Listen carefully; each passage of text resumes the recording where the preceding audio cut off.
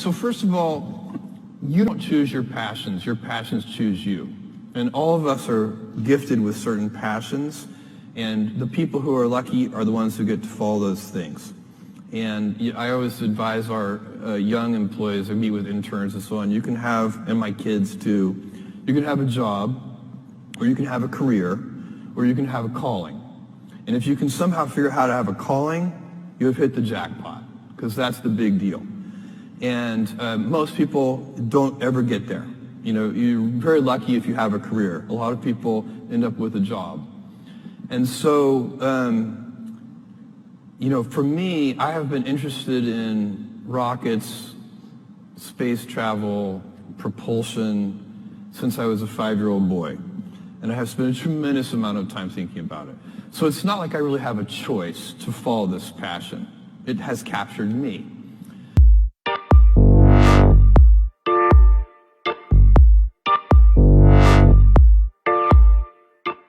I think it's very important that we go out into space as a civilization. And the reason is not the one that I think is very common. There are many reasons that are given.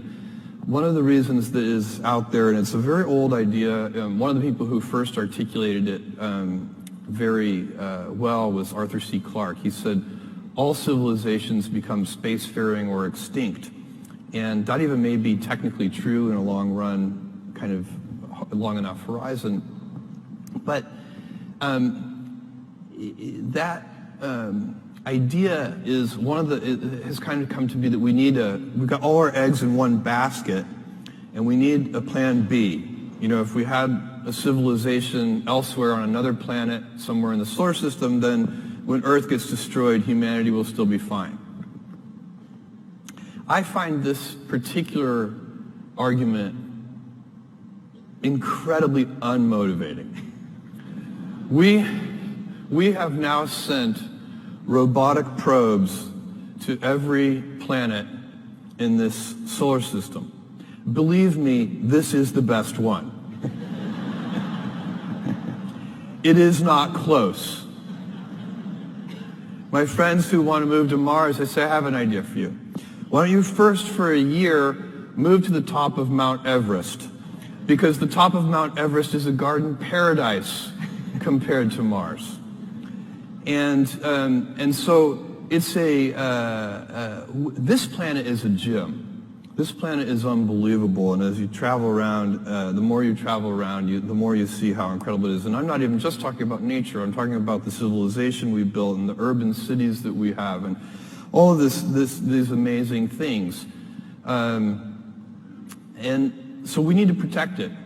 Now, and I'm not even talking about protecting it from asteroids or nuclear holocaust or anything, although all those things are probably important and valid.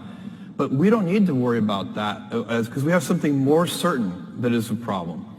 And that is, if you take current baseline energy usage on Earth today, global energy usage, and compound that at just 3% a year, then in just a few hundred years, you're going to have to cover the entire surface of the Earth in solar cells.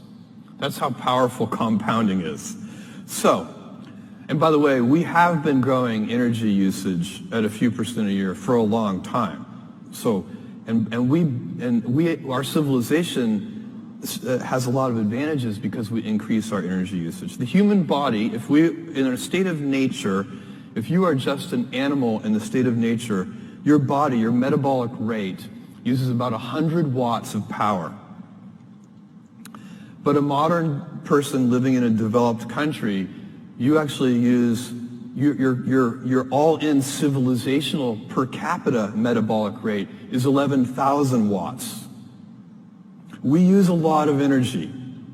That's about as much energy as a blue whale uses.